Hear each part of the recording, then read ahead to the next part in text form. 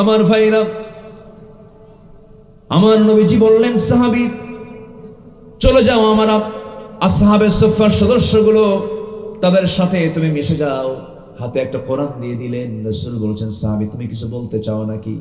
এবার সেই সাহাবী বলছেন, হুজুর আপনি আমার জন্য দোয়া করুন, আপনি আমার জন্য প্রার্থনা করুন। আমার নবীজি হাত উঁচু করে দোয়া করে বলে দিচ্ছেন, আল্লাহ আমার এই আব্দুল্লাহর জান মালকে কাফের বেঈমানদের জন্য তুমি আল্লাহ হারাম করে দাও। এই কথা শোনার সঙ্গে সঙ্গে আব্দুল্লাহর মনটা খারাপ হয়ে গেল। রাসূল বলছেন, সাহাবীরা মনটা খারাপ হলো কেন? হুজুর দোয়াটা যেন মনে হলো উল্টা হয়ে গেছে। কাফের মুশরিকদের জন্য আমার জানমাল হারাম করে দাও, মানে তারা আমাকে কেউ আঘাত করবে না, আমি শহীদের দরজা পাবো না।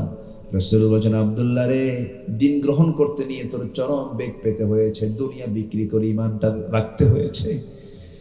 আমি তোর ব্যাপারে যে দোয়াটা করেছি এর মানে তুই শহীদ হবি না তা নয়।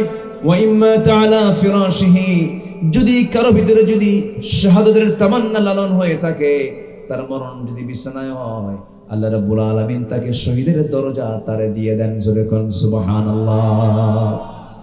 আমার বন্ধুগণ, এই কথা বলে তাকে বিদায় জানালেন। জোরে জোরে তিনি কোরআন তেলাওয়াত করেন। সাহাবীদের কষ্ট হয়, নবীর কাছে এসে পরামর্শ চাইলেন, হুজুর নতুন একজন সাহাবী আব্দুল্লাহ, তার নাম জোরে জোরে কোরআন চিৎকার করে করে পড়ে আমাদের ডিস্টার্ব হয়।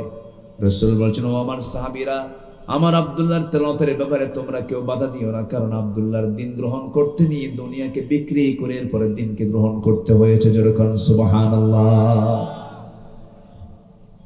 বহুদিন পর যুদ্ধের ডাক চলে এলো। সেই যুদ্ধে এই সাহাবী অংশগ্রহণ করলেন। যুদ্ধ শেষ হয়ে গেল, অভিযান থেকে ফেরত আসবেন, ফেরত আসতেছেন, হঠাৎ করে রাস্তার মধ্যে খবর চলে এলো, হুজুর আপনার সেই প্রিয় সাহাবী আব্দুল্লাহ মারাত্মক আহত হয়েছে, মারাত্মক অসুস্থ হয়ে পড়েছে। আমার রাসূল বলেন, ভালো করে সেবা করো, ভালো করে চিকিৎসা দিয়ে দাও।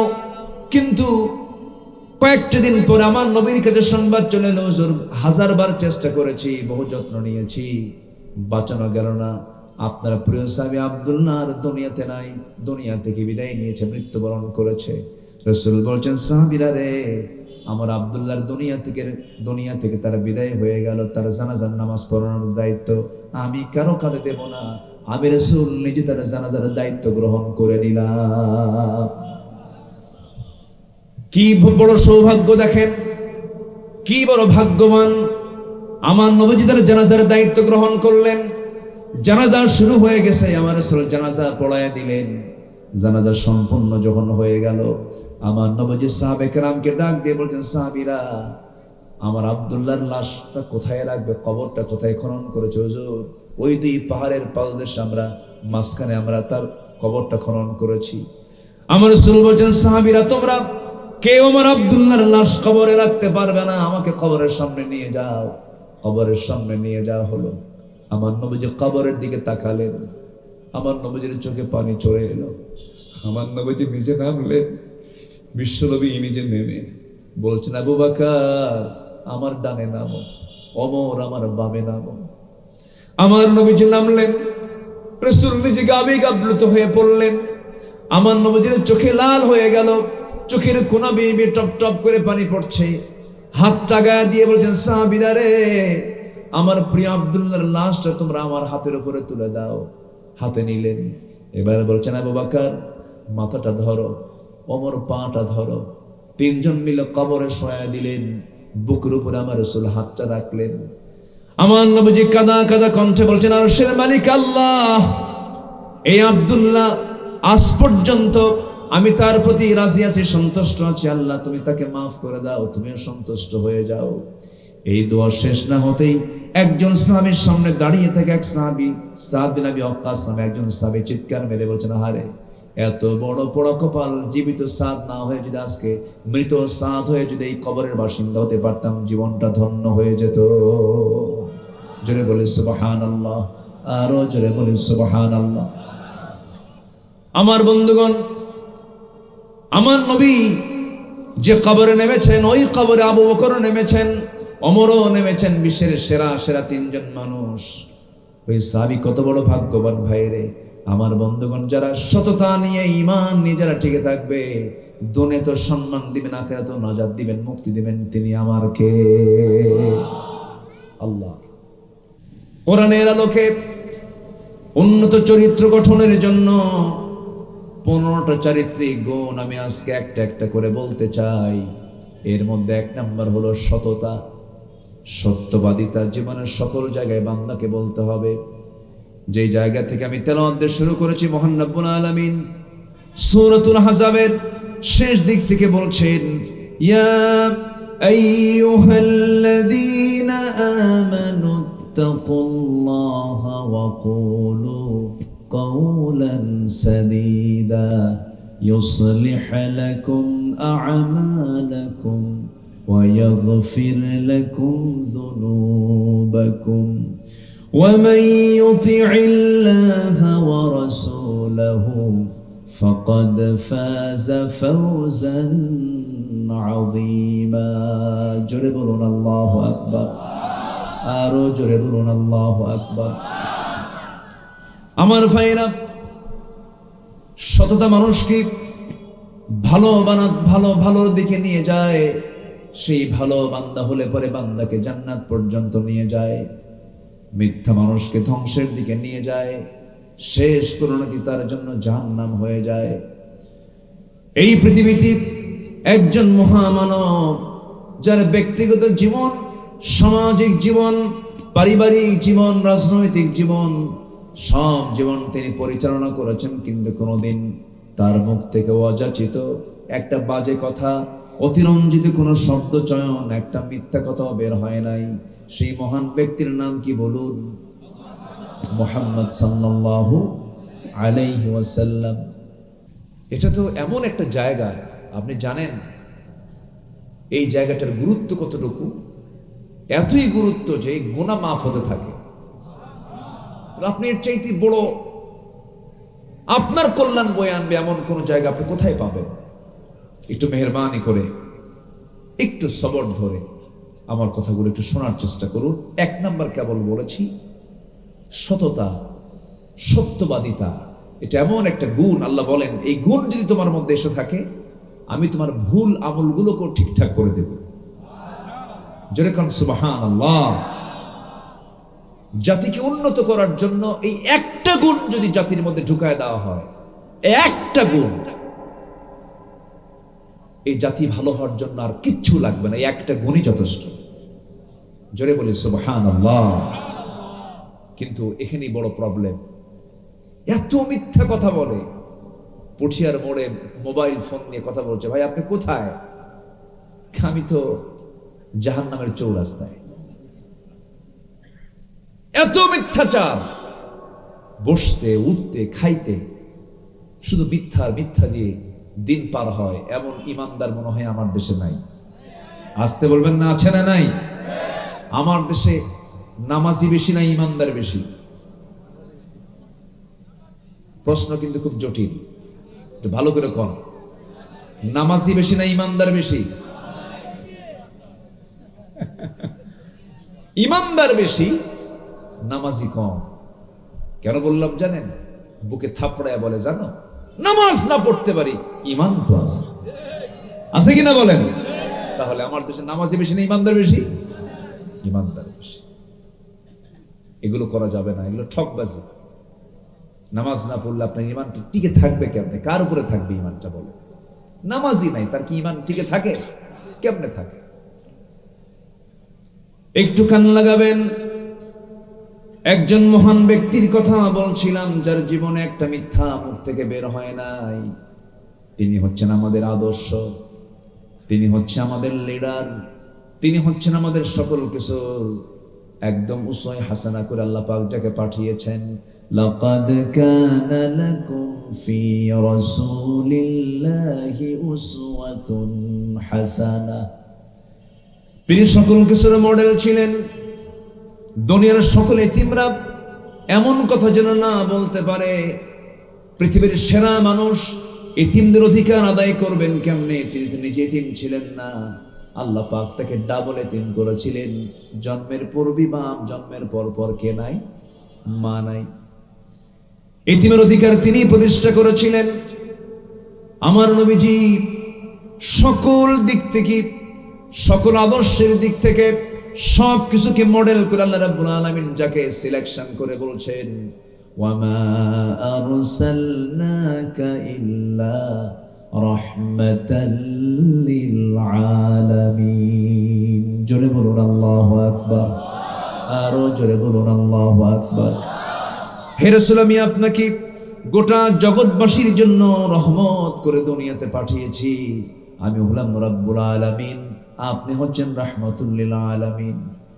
আমার নবীজির এক নম্বর গুণ ছিল, তিনি ছোটবেলা থেকে সারা জীবন কোনোদিন একটা মিথ্যা কথা বলেন নাই। তাকে আল আমিন বলতো, as-সাদিক বলতো, তাকে আমানতদার মনে করতো, ব্যাংক মনে করতো। শত্রু পর্যন্ত তার হাতে সম্পদ আমানত রেখে যেত। আমার নবীজি সবার কাছে ভালোই ছিলেন।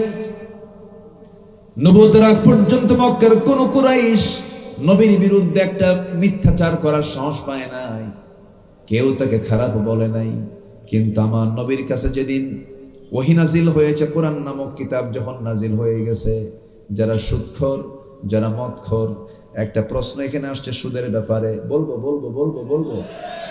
যদি কেউ এই সময় ওঠেন, ভাববো ওটাই সুদ খায়। বসেন। আমার বন্ধুগণ, আমার নবীজি নবুয়তের আগ পর্যন্ত সবার কাছে ভালো ছিলেন, কেউ তাকে খারাপ বলে নাই। কিন্তু আমার রাসূলকে যখন আল্লাহ পাক নবুয়ত দান করলেন, কোরআন নামক কিতাব যখন নবীর কাছে চলে এলো, আলো যখন আসে অন্ধকারে থাকে না, পালায়, অন্ধকারে পালায়। কোরআনের মতো নূর যখন চলে এলো নবীর হাতে, অন্ধকারগুলো তখন একটু খেপতে লাগলো। আবু জেহেল বলল, মদ বন্ধ হবে মানবো না, জেনা বন্ধ হবে মানবো না, সুদ বন্ধ হবে মানবো না। এই তিনটা জিনিস আমার দেশে নাই। আসতে বলবেন না, আছে না নাই? তাহলে এখন বলুন, এটা কি মুসলিম সমাজ না জাহেল সমাজ? কি আমি কি ভুল বললাম? আবু জেহেলের সমাজে জেনা ছিল, আবু জেহেলের সমাজে সুদের কারবার ছিল, চক্রাকারে সুদের কারবার হতো। আবু জেহেলের সমাজে জেনা হতো, আমার বন্ধুগণ সুদের কারবার হতো। এত জঘন্য কর্মগুলো সেই সময়ে হতো, আজকের সময়ে হচ্ছে, অথচ বন্ধ হয় না। লক্ষ লক্ষ মসজিদ আমার দেশে, হাজার হাজার মসজিদ আমার দেশে, লক্ষ লক্ষ আলিম উলামা এই দেশে। আমার বন্ধুগণ, যে দেশের 90% মুসলমান, সবার নামের আগে মোহাম্মদ লাগানো, নামের শেষে ইসলাম লাগানো। দাদার নাম শরীফুল ইসলাম, বাবার নাম শহীদুল ইসলাম, নিজের নাম আমিনুল ইসলাম। 3 ইসলাম। কয় ইসলাম? এত ইসলাম থাকার পরেও, এত মুসলমান থাকার পরেও সুদ বন্ধ হলো না, জেনা বন্ধ হলো না, এরপরে ধর্ষণ বন্ধ হলো না, খুন বন্ধ হলো না, এমন কোন কাম কুকাম নাই। মদের দোকান বন্ধ হলো না, মদের বার বন্ধ, নাইট ক্লাব বন্ধ হলো না। এখান থেকে একটা বিষয় প্রতীয়মান হয়, লক্ষ লক্ষ মসজিদ তৈরি করে কখনো শুধু এই সমস্ত অন্যায় বন্ধ হবে না, লক্ষ লক্ষ মাদ্রাসা বানায় শুধু বন্ধ হবে না। এগুলোকে বন্ধ করার জন্য আল্লাহর নির্দিষ্ট পন্থায় নির্দিষ্ট আইন বিচারালয়ে প্রতিষ্ঠা করতে হবে, ঠিক কিনা? আইন আকারে পাশ করতে হবে। শুধু মসজিদকে আমরা আল্লাহর আইনের আওতায় নিয়ে আসবো তা হতে পারে না। ক্যান্টনমেন্ট আইনের আওতায় নিয়ে আসতে হবে, সচিবালয় আল্লাহর আইনের আওতায় নিয়ে আসতে হবে। এমন করে যদি সুন্দর করে সাজানো গোছানো যদি আল্লাহর পরামর্শ নিয়ে যদি হয়, আল্লাহ বলছেন বান্দারে কিচ্ছু লাগবে না, একটা আয়াত তুই জারি কর। কয়টা? একটা আয়াত। কার পরামর্শ? আল্লাহর পরামর্শ।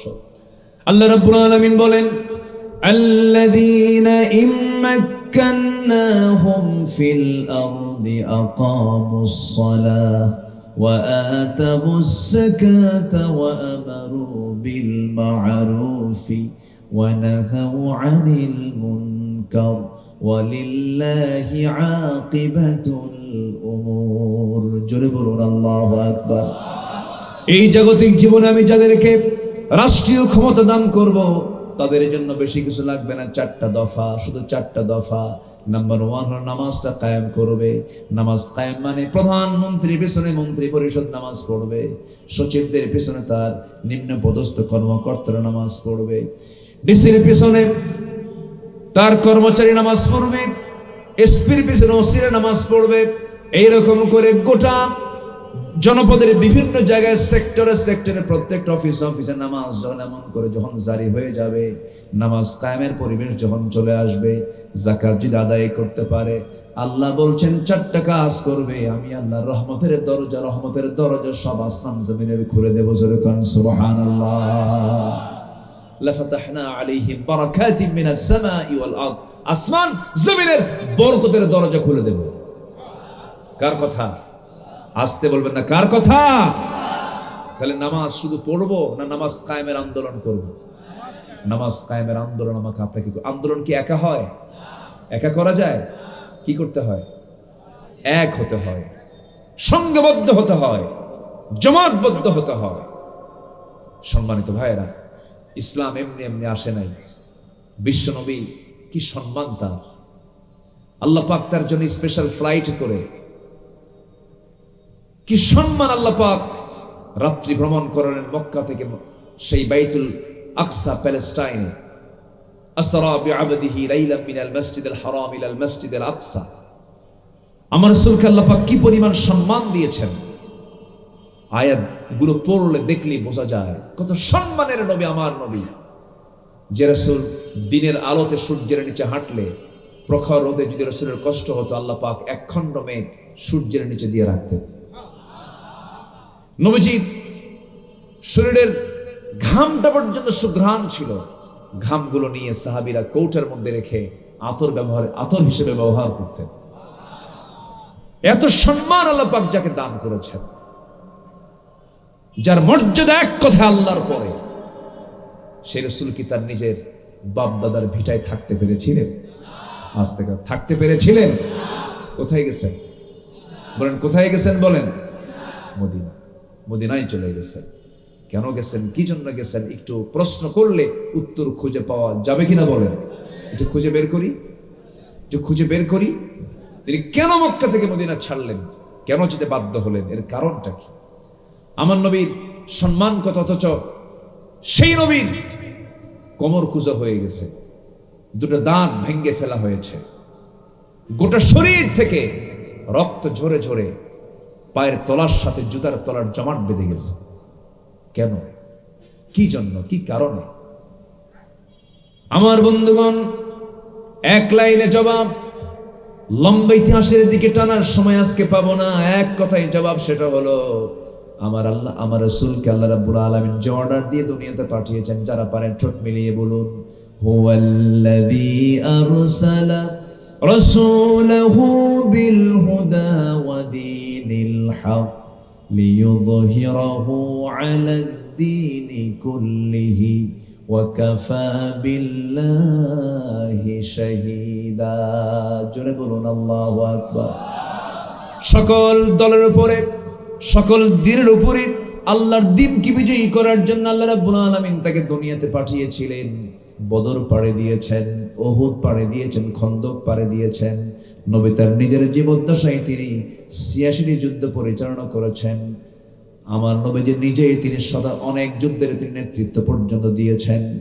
আমার বন্ধুগণ, সেই নবীজিকে আল্লাহ রাব্বুল আলামিন যদি তার আশ্রম থেকে এত বড় পরীক্ষার মধ্যে ফেলতে পারেন, রাসূল যখন মারা যান কোমর সোজা করে দাঁড়াতে পারছিলেন না। আম্মা জান আয়েশা সিদ্দিকা বলছেন, ইয়া রাসূলুল্লাহ, কোমর তো সোজা করতে পারছেন না। রাসূল বলছেন, আয়েশা রে, কোমর সোজা করব কেমনে? খন্দকের পরীক্ষা খনন করতে করতে আমার কোমরটা কুঁজো হয়ে গেছে। আমার বন্ধুগণ, আমার নবী উহুদের যুদ্ধের পরের দিন থেকে মৃত্যুর দিন পর্যন্ত সামনের দুটো দাঁত ভাঙ্গা ছিল, ভাঙ্গা মুখেই তিনি কথা বলেছেন, ভাঙ্গা দাঁতে কথা বলেছেন, কতটা স্লিপ হয়ে গেছে। আমার নবীর চেহারার সৌন্দর্য পর্যন্ত নষ্ট হয়ে গিয়েছে। এত কষ্ট করে যে নবীজি দিন কায়েমের সংগ্রাম করে দিনকে বিজয়ের চূড়ান্ত লেভেলে পৌঁছায় দিলেন, আমার বন্ধুগণ, সেই দিনকে আমার ইমান মজবুত, আমার ইমান কতটুকু মজবুত আল্লাহ পাক এটাকে চেক আপ করার জন্য আল্লাহ রাব্বুল আলামিন বান্দাকে বলছেন, বান্দা ইমান চেকআপের জায়গা শুধু মসজিদ নয়, ইমান চেকআপের জায়গা হলো বাস্তব ময়দান, ঠিক কিনা? আবু জেহেলরা দেশ চালাবে, আবু জেহেলের নাতিপুতিরা দেশ চালাবে, আলেম ওলামারা নামাজি মানুষ তাদের অনুগত হয়ে তাদের নাগরিক হয়ে থাকবে, এটা হতে দেওয়া যাবে না। আইয়ুবের শাসন দেখেছি, মুজিবের ভাষণ শুনেছি, জিয়ার খাল কাটা দেখেছি, আর আমাদের চাচার তাল বেতাল দেখেছি, আর বাকি সময় দেখেছি হলো হরতাল আর হরতাল। সব দেখা শেষ। আগামীর দেশ আমরা আগামীর দেশ বাংলাদেশকে দেখতে চাই কোরআনের বাংলাদেশ। কারা কারা চান দুহাত উঁচু করে দেখান মুসলমান।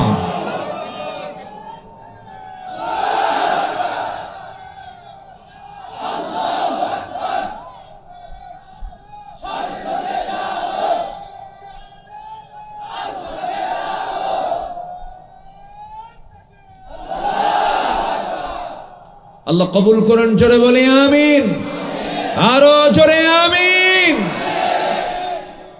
সম্মানিত ভাইয়েরা, উন্নত চরিত্রের জন্য 15টা গুণ দরকার কোরআনের আলোকে। 1 নাম্বার হলো সত্য কথা বলা।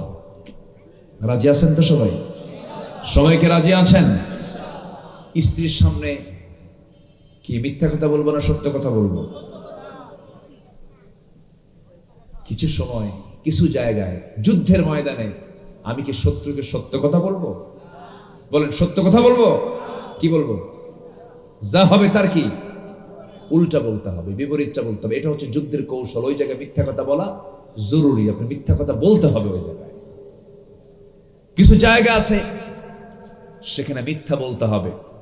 যেরকম বিশেষ বিশেষ সময়ে স্বামী তার স্ত্রীকে একটু কৌশল করে কিছু মিথ্যা বলতে পারে, আবার পাইকারি দরে কইেন না। এটা আবার ভাববেন না যে আব্দুল আল আমিন আজকে বলে গেছে জীবনে যতদিন আছে ফাঁকি শুধু দিতেই থাকবে, না।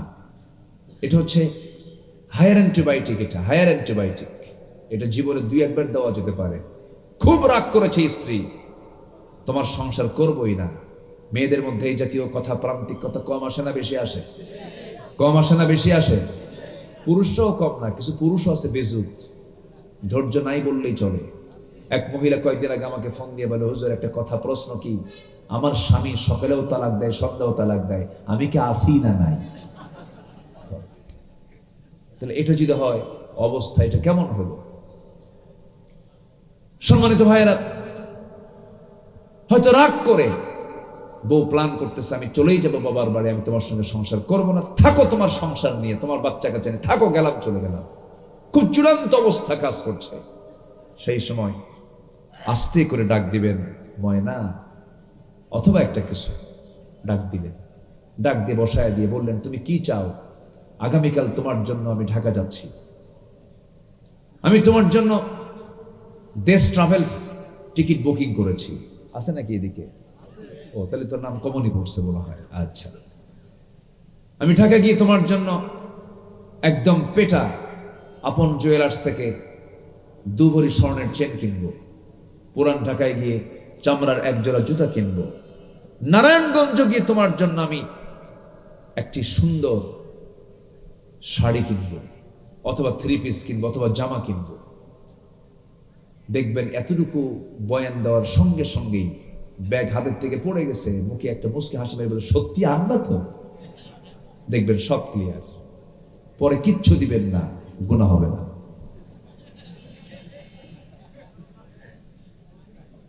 তবে এই কথাটা বললাম যে এটা হচ্ছে প্রান্তিক কথা, এটা হচ্ছে চূড়ান্ত লেভেলে। যদি ঘন ঘন দেন, রোগী কিন্তু বাঁচবে না, রোগী কিন্তু মরে যাবে।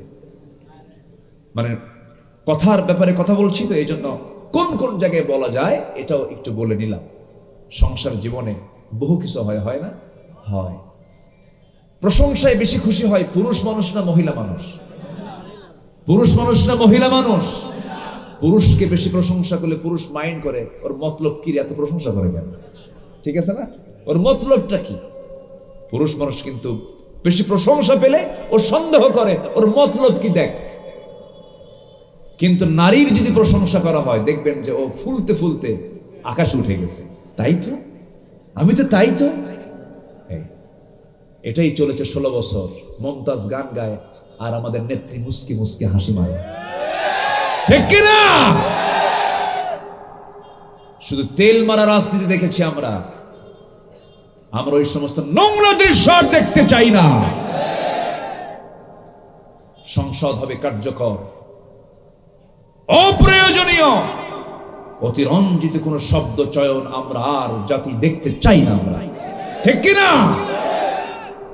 আমরা আমাদের কথাকেও সুন্দর করব, উন্নত চরিত্র গঠন করার জন্য 1 নাম্বার দিক হচ্ছে আমরা সত্যবাদিতা জীবনের এক জায়গায় না সকল জায়গায়, সকল জায়গায়। প্রচলিত রাজনীতি মানেই হচ্ছে ঠকবাজি, প্রচলিত রাজনীতি মানে হচ্ছে মিথ্যাচার, পলিটিক্স। এটার যদি আপনি মূল ব্যাখ্যায় মূল অর্থে যদি চলে যান, যে কোনো মূল্যে তার প্রতিপক্ষকে হারিয়ে ফেলার নামই হলো পলিটিক্স। অর্থাৎ মিথ্যা দিয়ে হোক, ধান্দাবাজি কইরা হোক, হারাতে হবে, এর নাম হচ্ছে পলিটিক্স। কিন্তু ইসলাম এই প্রচলিত রাজনীতিকে বিশ্বাস করে না। সম্মানিত ভাইরা, তাহলে সবাইকে সত্য কথা বলতে রাজি আছি তো? এক জায়গায় না সব জায়গায়? সব জায়গায়। ও বইয়ের জায়গা বাদ না? কে জানে কি কইলো যেন, কি যেন শুনলাম একটা। আচ্ছা, না ওটাও বলা যাবে না, ওটা বিশেষ বিশেষ, মাঝে মাঝেও না, মাঝে মাঝে কে মাঝে মাঝে না, খুব রেয়ার হতে পারে। হয়তো সংসার ভেঙে যাচ্ছে অথবা এরকম কিছু হচ্ছে, সেই ক্ষেত্রে হতে পারে। আপনাকে রাগ করতেছেন নাকি আপনারা ভাই? আচ্ছা, আমার বন্ধুগণ, সত্য কথার উপরে টিকে থাকা, দ্বীনের উপরে টিকে থাকা কিন্তু সহজ কোনো বিষয় নয়। একজন সাহাবীর কথা মনে হয়ে গেল আমার এই মুহূর্তে। একজন সাহাবী কালেমা পড়ে মুসলমান হয়েছেন, কেউ জানে না। বাপ দুনিয়া থেকে জন্মের পূর্বে দুনিয়া থেকে বিদায় নিয়েছে। আপন চাচার কাছে মানুষ হয়েছেন সেই সাহাবী, চাচাও জানে না। হঠাৎ করে কানে সংবাদ গেল ভাতিজা নাকি ইসলাম কবুল করেছে। ভাতিজার কাছে এসে বলছে, এই ভাতিজা আব্দুল্লাহ, তুমি নাকি কালেমা পড়েছ? মুস্কা শিমিরে বলছেন, চাচা মিথ্যা কথা বলবো কেমনে? আমি আপনাকে শুধু, আমি নিজেই পড়ি না, আমি আপনাকেও সেই কালিমার দাওয়াত দিচ্ছি। আশহাদু আল্লা ইলাহা ইল্লাল্লাহু ওয়াহদাহু লা শারীকা লাহু ওয়া আশহাদু আন্না মুহাম্মাদান আবদুহু ওয়া রাসূলুহু। হেদায়েতের মালিক কে? আসতে বলবেন না কে? এই সাহাবী ইসলাম কবুল করেছেন। বাড়িটা হলো মক্কা এবং মদিনার ঠিক মাঝখান বরাবর, মাঝে তার বাড়ি। কালিমা পড়েছেন তিনি।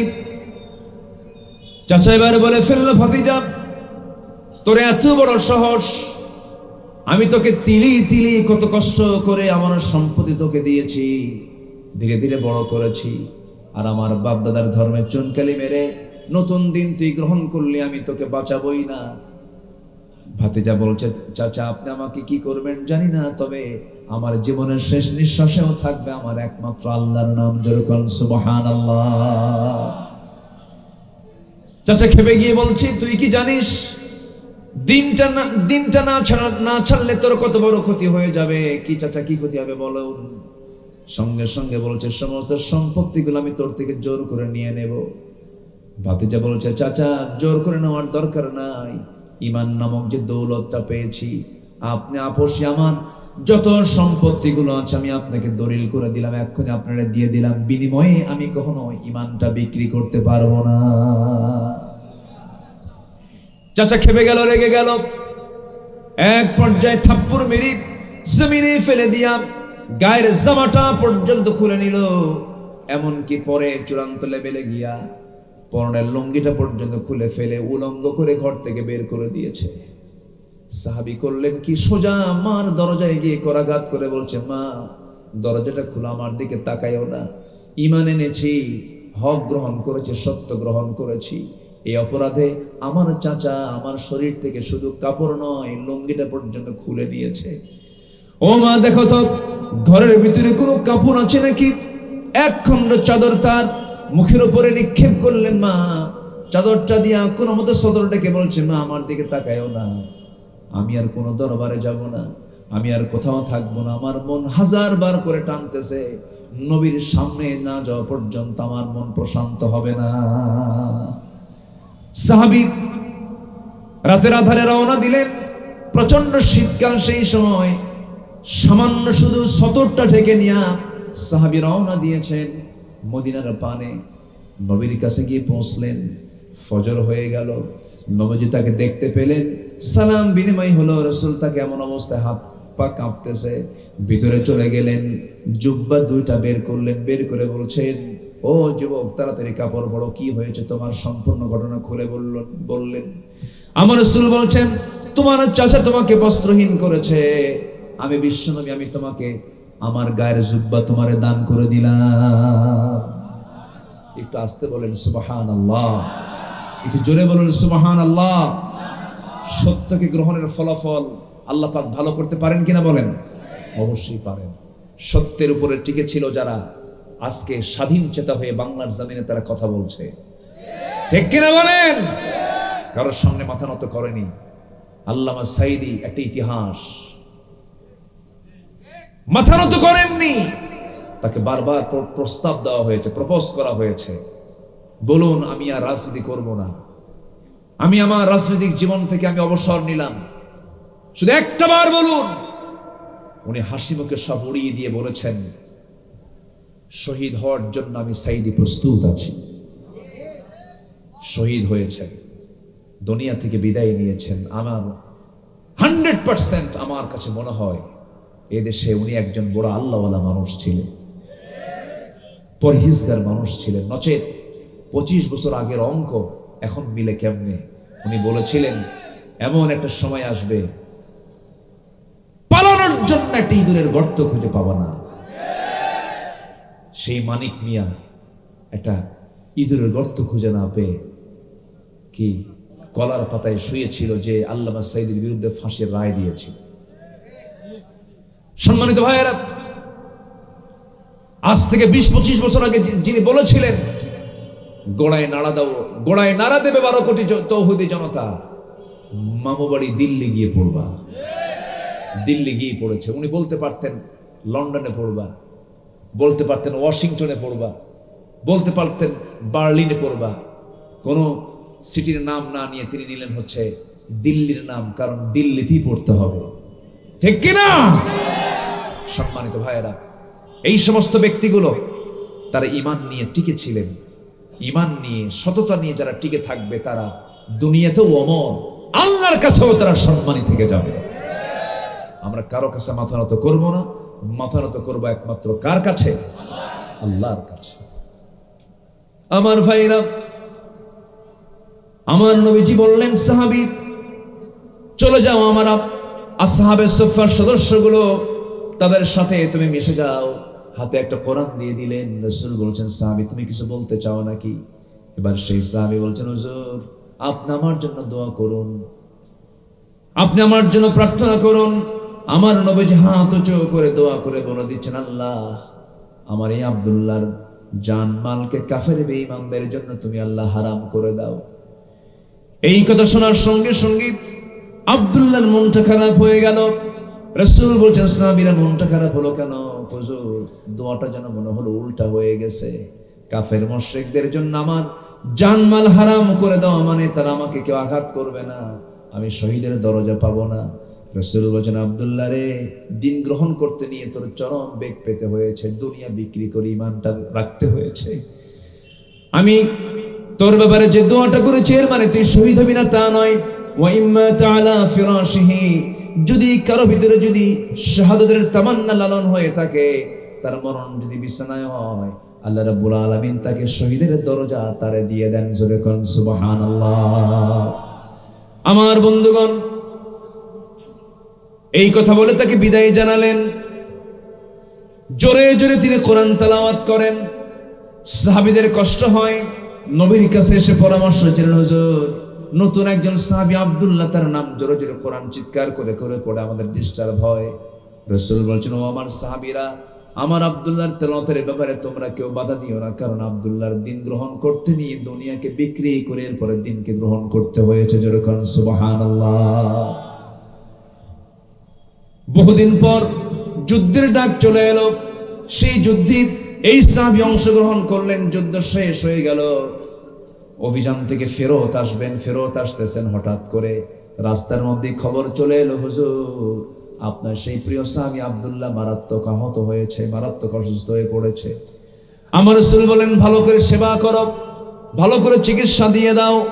কিন্তু কয়েকটা দিন পর আমার নবীর কাছে সংবাদ চলে এলো, হুজুর হাজারবার চেষ্টা করেছি, বহু যত্ন নিয়েছি, বাঁচানো গেল না। আপনার প্রিয় সাহাবী আব্দুল্লাহ আর দুনিয়াতে নাই, দুনিয়া থেকে বিদায় নিয়েছে, মৃত্যুবরণ করেছে। রাসূল বলছেন, সাহাবীরা রে, আমার আব্দুল্লাহর দুনিয়া থেকে তার বিদায় হয়ে গেল, তার জানাজার নামাজ পড়ানোর দায়িত্ব আমি কারো কাঁধে দেব না, আমি রাসূল নিজে তার জানাজার দায়িত্ব গ্রহণ করে নিলাম। কি বড় সৌভাগ্য দেখেন, কি বড় ভাগ্যবান। আমার নবীজি তার জানাজার দায়িত্ব গ্রহণ করলেন। জানাজা শুরু হয়ে গেছে, আমার রাসূল জানাজা পড়ায় দিলেন। জানাজা সম্পূর্ণ যখন হয়ে গেল, আমার নবীজি সাহাবে কেরামকে ডাক দিয়ে বলছেন, সাহাবীরা আমার আব্দুল্লাহর লাশটা কোথায় রাখবে, কবরটা কোথায় খনন করেছে হুজুর? ওই দুই পাহাড়ের পাদদেশে আমরা মাঝখানে আমরা তার কবরটা খনন করেছি। আমার রাসূল বলছেন, সাহাবীরা তোমরা কেউ আমার আব্দুল্লাহর লাশ কবরে রাখতে পারবে না, আমাকে কবরের সামনে নিয়ে যাও। কবরের সামনে নিয়ে যাওয়া হলো। আমার নবীজি কবরের দিকে তাকালেন, আমার নবীজির চোখে পানি চলে এলো। আমার নবীজি নিজে নামলেন, বিশ্বনবী নিজে নেমে বলছেন, আবু বকর আমার ডানে নামো, ওমর আমার বামে নামো। আমার নবীজি নামলেন, রাসূল নিজে আবেগ আপ্লুত হয়ে পড়লেন। আমার নবীজির চোখে লাল হয়ে গেল, চোখের কোনা বেয়ে টপ টপ করে পানি পড়ছে। হাতটা গায়ে দিয়ে বলছেন, সাহাবীরা রে, আমার প্রিয় আব্দুল্লাহর লাশটা তোমরা আমার হাতের উপরে তুলে দাও। হাতে নিলেন।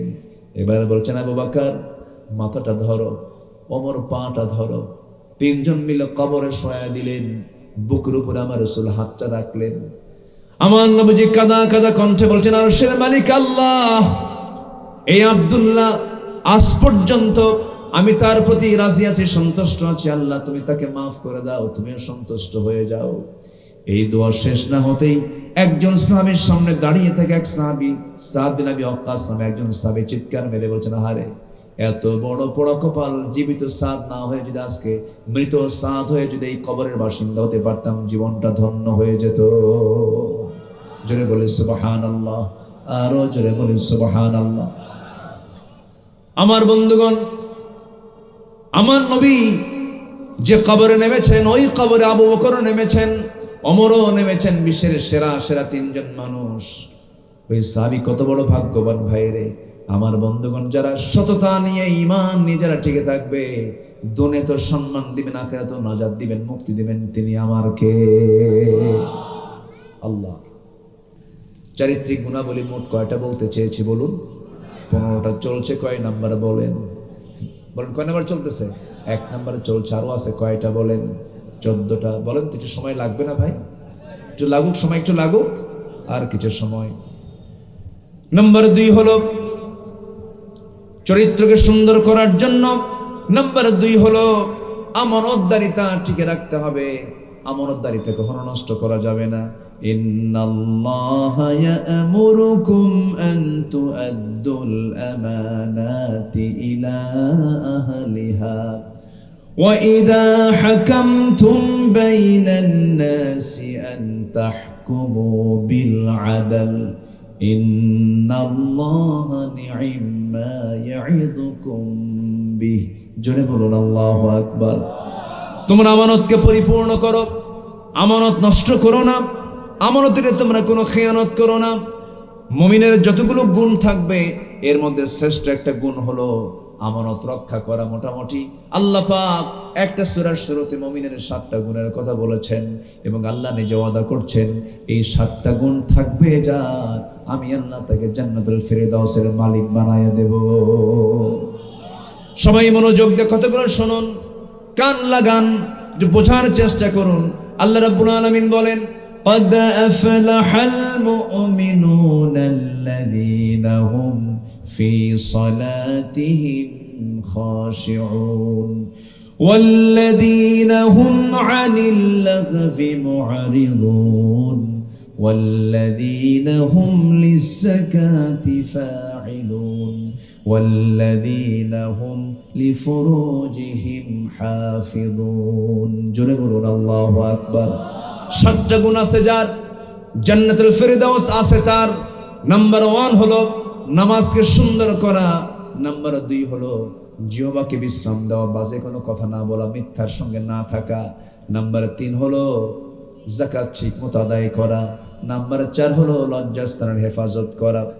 আমার বন্ধুগণ, এরপরে নাম্বার 5 হলো ওয়াদা ঠিক রাখা, নাম্বার 6 হলো আমানতদারিতা ঠিক রাখা। আমার বন্ধুগণ, আমানতদারিতা কি?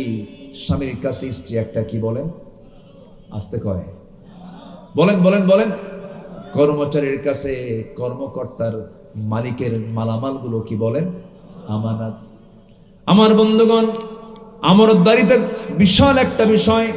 উন্নত চরিত্র গঠন করার জন্য, উন্নত সমাজ করার জন্য, উন্নত রাষ্ট্র তৈরি করার জন্য মানুষগুলোকে উন্নত হতে হবে, উন্নত চরিত্র অর্জন করতে হবে।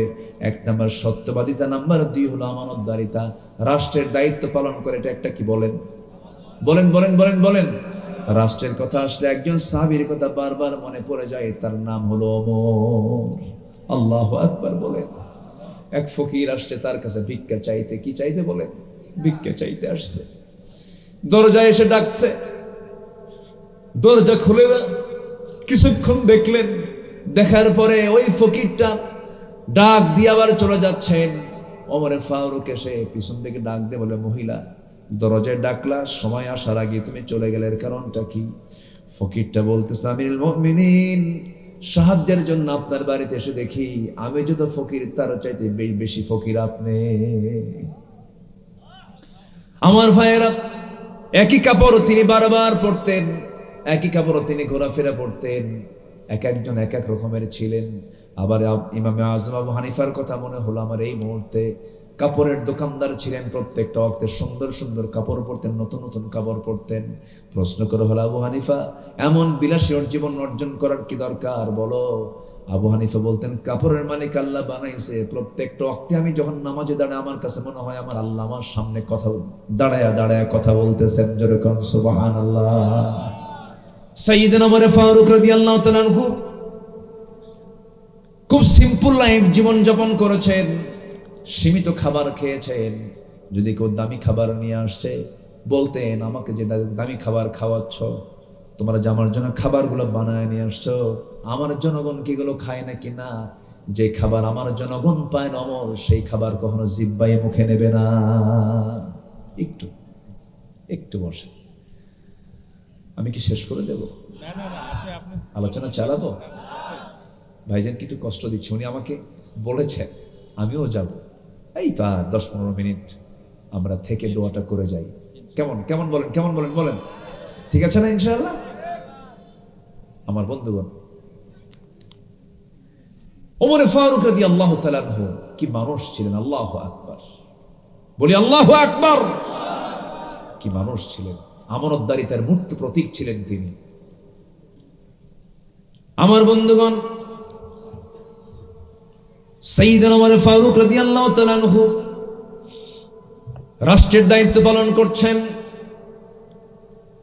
খাদ্যের একটা কার্টুনের মধ্যে বেশ কিছু খেজুর ছিল, রাষ্ট্রের খেজুর।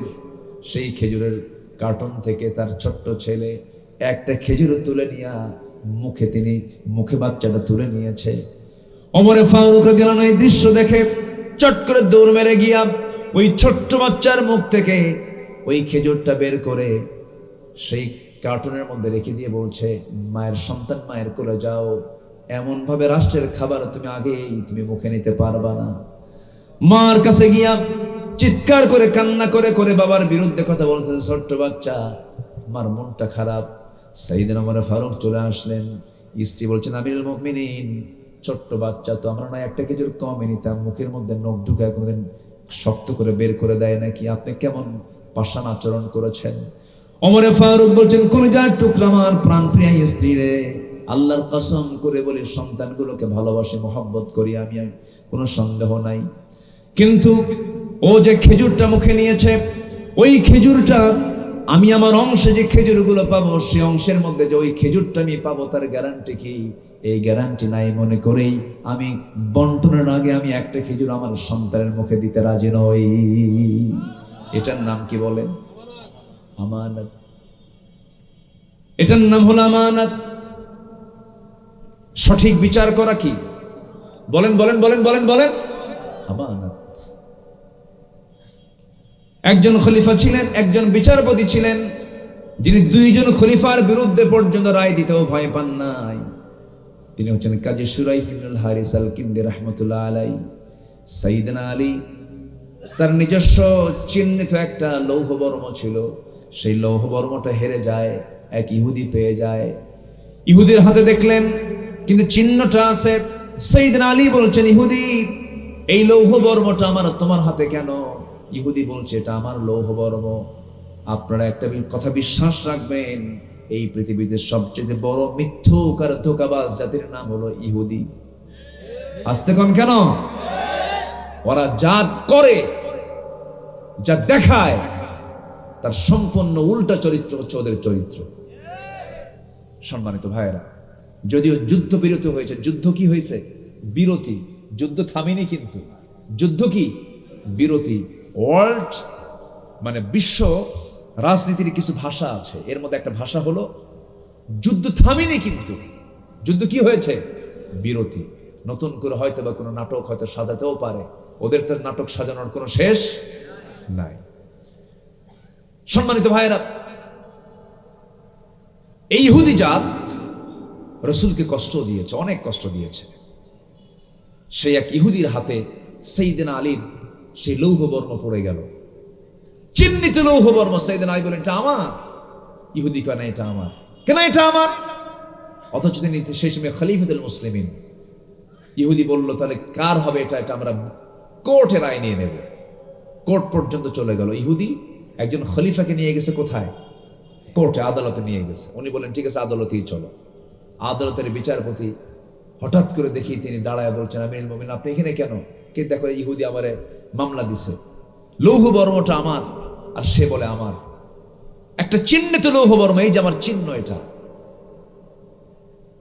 বিচারপতি বলছেন, আমিরুল মুমিনিন, শুধু আপনার কথা শুনলে হবে না, আমি ইহুদির কথাও শুনবো। শুনলেন দুজনের পক্ষের কথা শোনার পর এবার বলছেন, আমিরুল মুমিনিন, একটা প্রশ্ন করি, কি আপনার যেই লৌহ বর্ম তার প্রমাণ স্বরূপ একটা সাক্ষী, দুজন সাক্ষী আপনি জড়ো করুন। উনি বলেন, এটা যে আমার, এটার জন্য সবচেয়ে বড় সাক্ষী হচ্ছে আমার দুইটা কলিজার টুকরা সন্তান হাসান হুসাইন। এবার বিচারপতি বলছেন, বাবার পক্ষে সন্তানের সাক্ষী কখনো গ্রহণযোগ্য হতে পারে না। সাইয়েদনা আলী বললেন, বিচারপতি, আপনি কি ওই হাদিস ভুলে গেছেন যে হাদিসে রাসূল বলেছেন, সাইয়্যিদুশ শাবাবি আহলিল জান্নাহ, যুবকদের সর্দার জান্নাতের হাসান এবং হুসাইন। যেরকম সুবহানাল্লাহ। আর তাদের সাক্ষ্য আপনি গ্রহণ করবেন না? উনি বললেন, আপনি যতই বলেন না কেন, আইন আইনের গতিতে চলবে। সাক্ষী যতক্ষণ পর্যন্ত না জোগাড় হবে, এই লৌহ বর্ম আমি আপনার হাতে তুলে দিতে পারবো না। সাক্ষীর অভাবে তিনি হেরে গেলেন। জিতে গেল কে? কে জিতে গেল? ইহুদি জিতে গেল। আস্তে করে তিনি সেখান থেকে বের হয়ে আসলেন, আইনকে শ্রদ্ধার চোখে দেখলেন, আমানতদারি দেখে গ্রহণ করলেন। সাইয়েদনা ওমর ফারুক রাদিয়াল্লাহু তাআলা আনহু ঘোড়া কিনতে গেছেন। কি কিনতে গেছেন বলেন? ঘোড়া।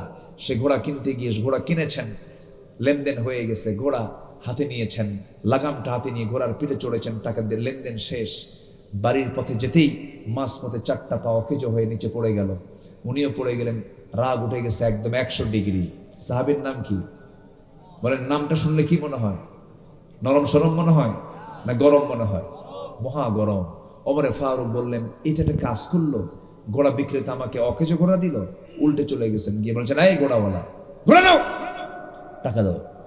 এই জাতীয় কথা শোনার সঙ্গে সঙ্গে ঘোড়া বিক্রেতা বলছে, একটু শান্ত মনে কথা বললেই ভালো হয়।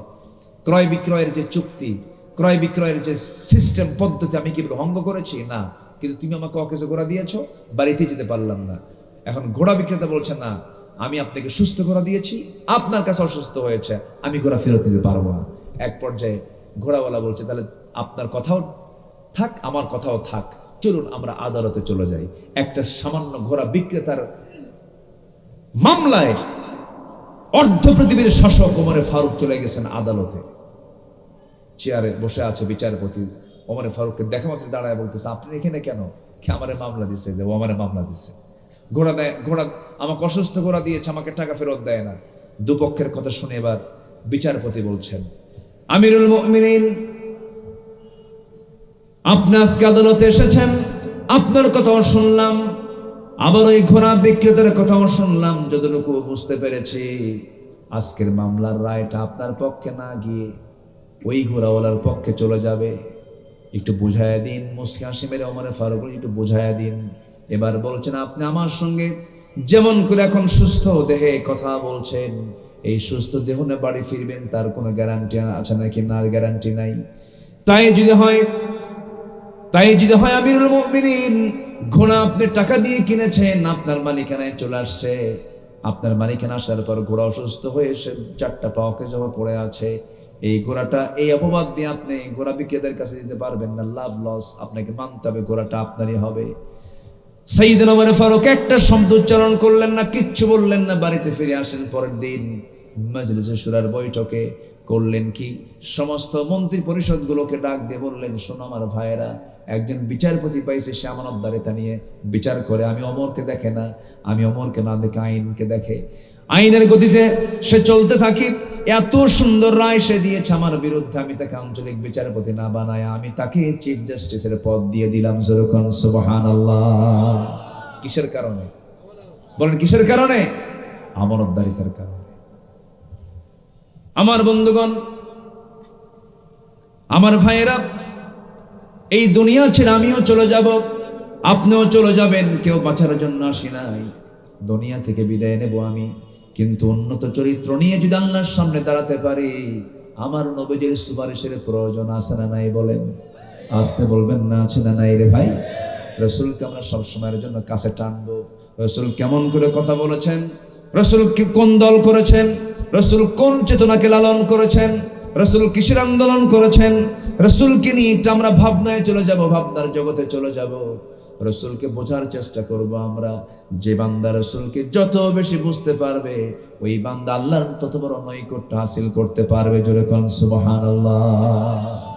আপনাদের দোয়ায় আল্লাহ তাআলা আমাকে এবার এই তো মাসখানেক আগে মক্কা মদিনায় নিয়েছিলেন। গিয়েছিলাম, খুব তৃপ্তিমতো একটা জায়গা উপভোগ করেছি, খুব ফিল করেছি। সেটা হলো যে জায়গার ব্যাপারে আমার রাসূল বলেছেন, মা বাইনা বাইতি ওয়া মিম্বারি রাওদাতুম মিন রিয়াদিল জান্নাহ। আমার ঘর এবং ওই মেম্বার এর মাঝের যে জায়গা, এই জায়গাটা হলো দুনিয়ায় জান্নাতের টুকরা। জোরে বলেন সুবহানাল্লাহ। আমার খুব লোভনীয় মনে হলো আমার কাছে। এর আগেও গিয়েছি আমি, তো অনলাইন সিস্টেমে কাটতে হয়, তো অনলাইন সিস্টেমে কেটে আমি সেই রাওদাতুম মিন রিয়াদিল জান্নাহর মধ্যে ঢুকলাম। ঢুকে পিছনের দিকে বসে আছি, মূল জায়গা এখনো যেতেই পারিনি, ফজরের একটু আগ দিয়ে। তা আমার দেশের কিছু প্রবাসী ভাই আমাকে দেখেই চমকে উঠলেন, সালাম দিয়ে বলছেন, হুজুর আপনি আসছেন, দেখি তো আপনার জন্য কি করা যায়। সেখানকার যে প্রশাসনিক একজন কর্মকর্তা, তাকে সালাম দিয়ে আমার ব্যাপারে এত বলা বলছে, এই জাতি কি মারতে পারে বলেন তো? বলেন তো পাম দিতে পারে। মানে আমার ব্যাপারে বলতে বলতে এমন বলা বলছে, আমি এদেশের সর্বসেরা মানুষ, কিন্তু আমি তো জানি আমি কোন নগণ্য বান্দা, কিচ্ছু না। এমন বলা বলছে, অফিসার নিজে এসেই সালাম কালাম দিয়ে বলে, শেখ চলুন। একদম প্রথম কাতারে ইমাম সাহেবের পেছনে আমার নবীর যে ঘর, অর্থাৎ যেটা কবর ঘর, সেটা কি কবর, যে সবুজ গম্বুজটা দেখা যায়, তার নিচেই তিনি শুয়ে আছেন। জাস্ট ওই দেওয়ালের পাশ ঘেঁষে প্রথম যে ব্যক্তিরা বসে থাকার সুযোগ পেয়েছে, ওনারা আমাকে প্রথম ওই জায়গাতে বসায় দিলেন। আমি শুধু একবার আমার নবীর কবর দেখি আর ওই দিকের মিম্বারটা দেখি, ঠিক মাঝখান বরাবর এক সাইডে আল্লাহ পাক আমাকে বসায় রেখেছিলেন। আমি সেই দিন প্রায় 1 ঘন্টার মতো সে জায়গায় বসে আমি আমার জন্য তেমন কিছু চাইনি, বলিনি। আমি 1 নম্বর চাওয়া চেয়েছি, আল্লাহ ওই যে ছোট্ট ছোট্ট বাচ্চাগুলো, এই তো আরব থেকে মাঝখানে কিছু দূরে বাইতুল আকসার দেশের কিছু মুসলমান না খেয়ে আছে, দিনতিবাদ করছে, যুদ্ধ বিধ্বস্ত জনপদ। আল্লাহ, তারা মামলা দিলে আমরা রেহাই পাবো না, মেহেরবানি করে তাদের প্রতি তোমার শান্তি রহমত নাজিল করো। আল্লাহর মেহেরবানি, যুদ্ধ থামার কথা না বললেও যুদ্ধ কিছু বিরতির একটা ইঙ্গিত এসেছে, বলি আলহামদুলিল্লাহ। জোরে বলি আলহামদুলিল্লাহ।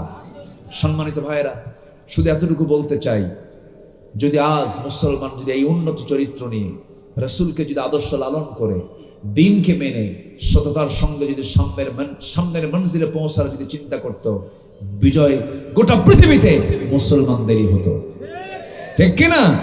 কিন্তু মুসলমান সেই সততা আমানতদারিতা থেকে শুধু দূরে নয়, অনেক দূরে চলে গেছে, যেটা জীবজন্তুর মধ্যেও পাওয়া যায় না। জীবজন্তুর তারাও আমানত কিছু বোঝে, তারাও ঠকবাজি করে না, কিন্তু আজকে মানুষের মধ্যে আমানতদারিতে বেশি না ঠকবাজি বেশি? বলুন তো, যে লোকটা টাকা করজ দেয় সে বিপদে থাকে, না যে টাকা নেয় করজ সে বিপদে থাকে? বলেন কে বিপদে থাকে বলেন তো? যে দেয়। অথচ বিপদ মুক্ত থাকার কথা ছিল যে করজ দেয়, সে টেনশন মুক্ত থাকার কথা ছিল, টেনশনে শেষ হওয়ার কথা ছিল হলো যে ঋণগ্রস্ত। কিন্তু যে টাকা নেয় একবার ঋণগ্রস্ত হয়ে যাওয়া মানেই ওর হাত থেকে টাকা আপনার কাছে ফেরত আসা মানে সোনার হরিণ, ঠিক আছে না? আমি কি ভুল বলছি? অসম্ভব ব্যাপার। টাকা চাইতে গেছে আপনার কাছে, আপনি তার কাছে টাকা চাইতে গেছেন, আপনি টাকার পাওনাদার। আপনি প্রথম দিন বলছেন ভাই অমুক দিন আসেন, আবার গেছে অমুক দিন আসুন, তৃতীয় দিন যখন গেছে খেপে গিয়ে চোখ রাঙ্গায় বলে আমার কি মান সম্মান নাই, সবার সামনে টাকা চাও। আছে কিনা বলেন? আছে কিনা বলেন? শেষমেশ যে টাকা পায় সে আগের ঠেলায় বলে যা যা, তোর কাছে আর কোনোদিন টাকা চাবো না, আল্লাহ সাক্ষী থাকো, তোর টাকা হাসুরের দিন তুলবো। জবাবে ও বলে লম্বা ডেট পাইলাম। কি ডেট পাইছে? লম্বা ডেট পাইছে। এটা কি আমানতদারিতা? না, এটা হচ্ছে সম্পূর্ণ খেয়ানত। যে খেয়ানত করবে সে জাহান্নামে চলে যাবে, যে আমানত রক্ষা করবে সে কোথায় যাবে? জান্নাতে যাবে। যে মিথ্যা বলবে সে কোথায় যাবে? জাহান্নামে। যে সত্য বলবে সে কোথায় যাবে? জান্নাতে। অতএব সুন্দর চরিত্র আমরা গঠন করব, জোরে বলি ইনশাআল্লাহ। নাম্বার 3 হলো সাবর, ধৈর্যশীলতা। পৃথিবীর সকল জায়গায় সকল কাজে ধৈর্যশীল হব আমরা। আল্লাযীনা ইযা আসাবাতহুম মুসিবাতুন ক্বালু ইন্না লিল্লাহি ওয়া ইন্না ইলাইহি রাজিউন। জোরে বলুন আল্লাহু আকবার। যখন কোনো বিপদ আসবে, যখন কোনো মুসিবত চলে আসবে, সেই সময় ইমানদাররা সব সময় বলে ফেলবে সম্পূর্ণ কার ফয়সালা? আল্লাহর ফয়সালা। হতাশ হওয়া যাবে না। সন্তান নিয়ে টেনশন করে, বারবার মেয়ে হয়, ধৈর্যহীন হয়ে যায়। বউকে গালি দেয়, সকালে বা গালি দেয়, দুপুরে গালি দেয়, বলে তোর পেটটা পচা, কপালে সন্তান ছেলে হবে না। এইরকম করে ধৈর্যহীনতার পরিচয় দেয়, বিপদে পড়ে গেছে আল্লাহকে গালি দেয়। এরপরে বিভিন্ন হতাশা কাজ করে। হতাশা আল্লাহর পক্ষ থেকে আসে না শয়তানের পক্ষ থেকে আসে? বলেন, শয়তানের পক্ষ থেকে আসে। ইমানদার কখনো ধৈর্যহীন হবে না, ইমানদার কখনো হতাশ হবে না, ইমান কখনো ধৈর্যহীন হবে না। ইমানদার হবে কি? ইমানদার হবে সব সময়ের জন্য তাওয়াক্কুল করবে। কার উপরে বলেন? আসতে বলবেন না, কার উপরে? নাম্বার 5 হলো তাওয়াক্কুল করতে হবে আল্লাহর উপরে। ওয়া মাইয়াতাওয়াক্কাল আলাল্লাহ ফাহুয়া হাসবুহ। যে ব্যক্তি আল্লাহর প্রতি ভরসা করবে তার জন্য কে যথেষ্ট বলেন? আসতে বলবেন না, কে যথেষ্ট বলেন? ইব্রাহিমকে নিক্ষেপ করা হয়েছিল কোথায়? আগুনের। হেফাজত করেছেন কে? ইউনুসকে খেয়ে ফেলেছিল কি বলেন? মাছ। কিন্তু হেফাজত করেছেন কে বলেন? আল্লাহ তাআলা। যত বিপদ এসেছে, যত মুসিবত এসেছে, ধৈর্যের পিরামিড হয়ে আল্লাহর পছন্দের বান্দারা রেহাই পেয়েছেন। এই জন্য ধৈর্য হচ্ছে সবচেয়ে বড় একটা যোগ্যতা। ইমানদারের জীবনের সবচেয়ে বড় যোগ্যতা হলো ধৈর্য। এই ধৈর্য আমরা অবলম্বন করার চেষ্টা করব, তাওয়াক্কুল করব আমরা আল্লাহর উপরে। নাম্বার 5 হলো ইখলাস থাকতে হবে। সকল জায়গায় একনিষ্ঠ ভাব থাকতে হবে। যা করব কার জন্য? দান করব কার জন্য? 1 লক্ষ টাকা মাহফিলে দান করেছে, মাদ্রাসায় দান করেছে, নামটা যদি উচ্চারণ না হয় কেবে গিয়ে বলে এবার তো টাকা দিছি, নাম বললি না, সামনের বার আর আসবি না, টাকাই দেব না। এরকম দানবীর আমার দেশে আছে না নাই? বলেন। নাম থাকতে হবে, আমার নামে স্লোগান দিতে হবে না। না, আল্লাহ তাআলা বলেন আমি 9 শ্রেণীকে, আমি আর 7 শ্রেণীকে আমি আর 7 ছায় জায়গা দেব। এর মধ্যে একটা শ্রেণী হলো মা তুনফিকু বিয়ামিনি, ডান হাতে যা দান করেছে বাম হাত জানবে না, বাম হাতে যা দান করেছে ডান হাত জানবে না। আল্লাহ রাব্বুল আলামিন তাকে আরশ আজিমের ছায়ে জায়গা দিয়ে দিবেন। জোরে কোন সুবহানাল্লাহ। এই জন্য ইখলাস থাকতে হবে, একনিষ্ঠতা থাকতে হবে। যা করব আমরা কার খুশির জন্য? বলেন। আসতে বলেন না, কার খুশির জন্য? বলেন।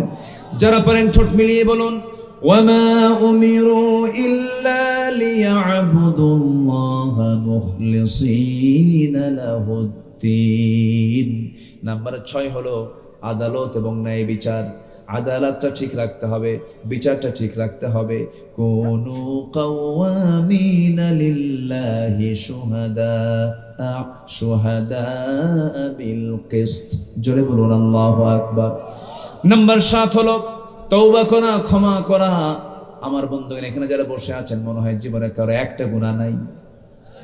আসতে বলবেন না, আছে না নাই? কার জীবনে কত গুনাহ কেউ কি গুনতে পারবো নাকি?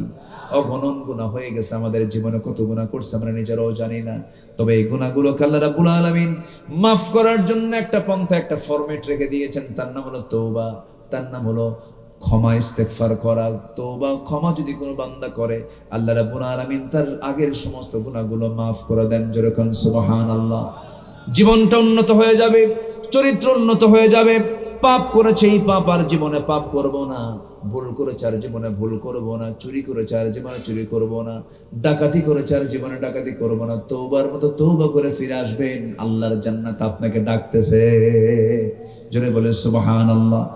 আল্লাহ রাব্বুল আলামিন বলেন, والذين إذا فعلوا فاحشة أو ظلموا أنفسهم ذكروا الله فاستغفروا لذنوبهم। জোরে বলুন আল্লাহু আকবার। আমরা তওবা করব কার কাছে? জীবনে আর কখনো 5 ওয়াক্ত নামাজ ছাড়বো না। রাজি আছেন নাকি? রাজি আছেন কারা কারা? একটু হাত তুলে দেখান দেখি। জোরে বলি ইয়া আল্লাহ। আর জোরে বলি ইয়া আল্লাহ। আমাদেরকে 5 ওয়াক্ত সালাত আদায় করার তৌফিক তুমি আল্লাহ দিয়া দাও। জোরে বলি আমিন। আরো জোরে আমিন। হাত নামান। আমি কষ্ট দিয়ে ফেলেছি আপনাদের। হুজুর মাহফিলে এসে বিপদে পড়ে গেলাম। নামাজ এত কঠিন অবস্থা, সামনে শীতের দিন আরো উজু করবো কেমনে? এরকম নামাজ চোর আছে না নাই? বলেন, নামাজ চোর আছে না নাই? পৃথিবীতে সবচেয়ে কুখ্যাত চোরের নাম কি? বলেন বলেন বলেন বলেন। আমি একটু শক্ত ভাষায় বলে দিলাম নামাজকে। আল ফারকু বাইনাল মুমিন ওয়াল কাফির তারকুস সালাহ। কাফির এবং মুমিনের মাঝে পার্থক্য সৃষ্টি করে দেই হচ্ছে নামাজ। নামাজ আমরা পড়ব ইনশাআল্লাহ। বলি ইনশাআল্লাহ বলি। নাম্বার 8 হচ্ছে সহানুভূতি, দয়া। যার মধ্যে দয়া নাই আল্লাহ তাকে দয়া করবেন না। ইরহাম তুরহাম। আপনি দয়া করবেন, আল্লাহ পাক আপনার প্রতি দয়া করবেন। এই জন্য আমরা চেষ্টা করব আমরা দয়া এবং সহানুভূতি, দিলটাকে নরম রাখার জন্য। জোরে বলি ইনশাআল্লাহ। দিল যার নরম হয় সে হিংসুক হয় না। দিল যার নরম হয় সে গীবতকারী হয় না। দিল যার নরম হয় তার কথায় পৃথিবীর কেউ কোনোদিন কষ্ট পায় না। আমরা রহম দিলওয়ালা হব। নাম্বার 9 হচ্ছে তাওয়াদু, নম্রতা, ভদ্রতা। এটা আমরা আনার চেষ্টা করবো। ইয়ামশুন আল আরদি হাওনা। নাম্বার 10 হচ্ছে শুকর, শুকরিয়া আদায় করবো। এক নাম্বার কার? আসতে বলবেন না কার? আল্লাহ তাআলা। নাম্বার 11 হচ্ছে সুজাআ, সাহসিকতা থাকতে হবে। ইমানদার কি ভীরু হবে না সাহসী হবে? ইমানদার ভীরু হবে না সাহসী হবে? ইমানদার সংখ্যা দেখবে না ইমান দেখবে? ইমানদার শক্তি দেখবে না ইমান দেখবে? ইমান দেখবে। ইমানের চাইতে বড় শক্তি পৃথিবীতে আর নাই। এই সমস্যা থাকতে হবে। নাম্বার 12 হচ্ছে নেক কাজের আদেশ দেওয়া, মন্দ কাজের বাধা দেওয়া। এটা হচ্ছে উন্নত চরিত্রের একটা গুরুত্বপূর্ণ দিক। মুনাফিকরা এগুলো পারে না। মুনাফিকরা যখন যেদিকে বৃষ্টি সেই দিকে ছাতা, সেই দিকে চলে যায়। এই চরিত্র একমাত্র মুনাফিকের হতে পারে। এই চরিত্র ইমানদার আনতে পারে না। এরপরে নাম্বার 13 হচ্ছে বিশ্বাসযোগ্যতা।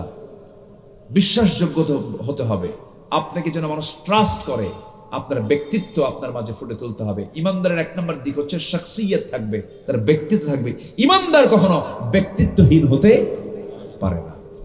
আচ্ছা, এরপরে নাম্বার 14 হলো নিষ্ঠাবান হব আমরা। ইখলাস ফিল আমাল, সকল কাজে আমরা নিষ্ঠাবান হব। নিষ্ঠার সাথে সমস্ত কাজগুলো করবো, যোগ্যতার সঙ্গে কাজগুলো করব। চেয়ারম্যানের দায়িত্ব পেয়েছি, 16 আনা কাজ করব। শিক্ষকতার দায়িত্ব পেয়েছি, 16 আনা কাজ করব। যেই দায়িত্ব আমি পালন করব, আমি কোন একটা ব্যাংকের ম্যানেজার, 16 আনা দায়িত্ব পালন করব। আমি একটা কোম্পানির আমাকে ম্যানেজার পদে দিয়েছে, কমপ্লিটলি নিষ্ঠার সাথে সেই দায়িত্ব পালন করতে হবে। সে আমল তার মধ্যে রাখতে হবে। উন্নত চরিত্র গঠন করার এগুলোই হচ্ছে সবচেয়ে উত্তম আমল। নাম্বার শেষ হচ্ছে, সর্বশেষ হচ্ছে সহনশীল হওয়া। হেলম, সহনশীল। অর্থাৎ সহনশীল হওয়া মানে হচ্ছে আল্লাহ তাআলা নিজে হালিম, আমরা আব্দুল হালিমের বান্দা। আল্লাহ তাআলা নিজেও খুব সহনশীল।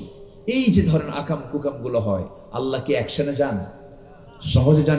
অ্যাকশনে সহজে যান না। আল্লাহর মতো সহনশীল, আল্লাহর মতো এত বড় হালিম পৃথিবীতে আর কেউ নাই। এই জন্য হালিমটা কার নাম? আল্লাহর নাম। আমরা ধৈর্যশীলতার পরিচয় দেব, সহনশীলতার পরিচয় দেব। আল্লাহ পাক বলেছেন ওয়াল কাযিমিনাল গাইজ ওয়াল আফিনা আনিন নাস আল্লাহু ইউহিব্বুল মুহসিনিন।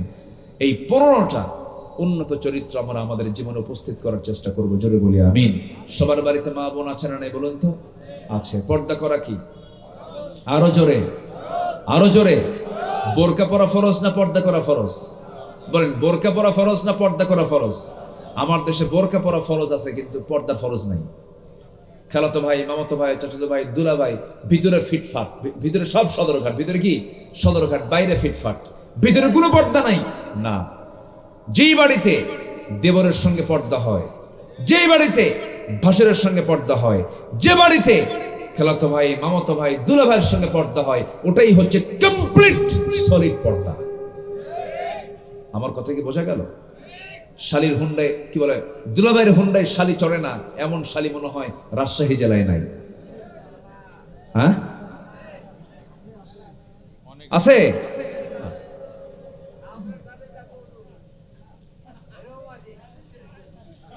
এরকম তো হওয়া যাবে না। দুলাভাইয়ের সাথে শালি হুন্ডায় চড়বে কেন? এখানে কি কোন রিস্ক, কোন ঝুঁকি আছে না নাই বলেন তো? দুলাভাই তো মজাই পায়। ইমান তো দুর্বল। ফায়াতমা আল্লাযিনা ফি কলবিহি মারাদুন, দিলের মধ্যে তো রোগ আছে। দুলাভাই হুন্ডায় চড়ে বলে, এই শালি হুন্ডায় ওঠ। শালি এখন করবে কি? বড় বোনের হাজবেন্ড উঠছে, ধমক খায়া উঠছে, মাঝখানে একটু গ্যাপ রাখছে যে না, গায়ের সঙ্গে গা লাগানো যাবে না। দুলাভাই মানুষ, সামনে যে দুলাভাই এমন ব্রেক মারছে, গ্যাপ পূরণ। এগুলো গ্যাপ পূরণ করার কোনো সুযোগ দেওয়া যাবে না, এগুলো নোংরামি করা যাবে না। আপনার মেয়ে, আপনি তার পাহারাদার। আপনার স্ত্রী, আপনি তার পাহারাদার। আপনার বোন, আপনি তার পাহারাদার। একটা নারী 4 পুরুষকে জাহান্নামে নিয়ে যাবে। ভাইকে নেবে, স্বামীকে নেবে, বাপকে নেবে, বড় ভাইকে নেবে, এরপর বড় ছেলেকে নেবে। এই জন্য প্রত্যেকটা বাড়িতে পর্দাটা নিশ্চিত করার দরকার আছে না নাই বলেন? প্রযুক্তির মিস ইউজকে আমরা অবশ্যই ছেড়ে ফেলে দেব। প্রযুক্তির কোনো মিস ইউজ করবো না। বিশেষ করে ডিভাইস ব্যবহারে খুব সতর্ক থাকতে হবে। ঈমান ছিনতাই করার জন্য সম্পূর্ণ প্রস্তুত হচ্ছে পশ্চিমারা। কোনো মূল্যেই যুবক, তোমরা যৌবনকে নষ্ট করা যাবে না, যৌবনকে কখনো ধ্বংস করা যাবে না। তোমার যৌবন তোমার জন্য একটা আমানত। এটা তুমি একজন নারীর জন্য বরাদ্দ রাখবে। যখন তুমি বিয়ে করবে, তোমার বউ যখন তোমার সামনে আসবে, এটা তোমার জন্য, তার জন্য আমানত, তুমি তার জন্য আমানত। এই বিষয়গুলো অবশ্যই যুবকরা খেয়াল করার চেষ্টা করবে। বিয়ের প্রয়োজন হলে, এখানে অনেক প্রশ্ন আসছে, বিয়ের জন্য বাড়িতে প্রস্তাব দিয়ে ফেলবে। লজ্জার কিচ্ছু নাই। পেটের যেমন ক্ষুধা থাকে, যৌবনেরও ক্ষুধা আছে। আস্তে কখনো যুবকরা, ভালো করে কও, হ্যাঁ, মুরব্বীরা যেন শোনে। আওয়াজ যদি এরকম করো তাহলে তো কাম হবে না, ঠিক কিনা? বুড়া চাচাও কয় ঠিক। চাচা এখন বিয়ে করতে গেলে তো এখন বাড়িতে বুড়ির সঙ্গে লাগবে গন্ডগোল। জি, সম্মানিত ভাইয়েরা, যুবকরা, চরিত্রকে সুন্দর বানাও, এই আশাবাদ কামনা করছি। ফজর সবার হবে তো ইনশাআল্লাহ? জোহর হবে তো? আসর হবে? মাগরিব হবে? মিথ্যা কথা মুখ দিয়ে বের হবে? আমাদের খেয়ানত হবে? জমির আইল ঠেলাঠেলি হবে? জমির মাপ দেওয়ার সময় আমিনকে কানে কানে বলে দেওয়া যাবে যে আমার অংশে একটু মাপটা ঢিল করে দিয়ে আমার অংশে বাড়ায় দিও, বলা যাবে? খুব সাবধান, বি কেয়ারফুল। ঈমান কখনো ঈমানকে বিকিয়ে দেওয়া যাবে না, ঈমানকে বিক্রি করা যাবে না, ধ্বংস করা যাবে না। আল্লাহ রাব্বুল আলামিন সবাইকে বুঝার তৌফিক দান করুন।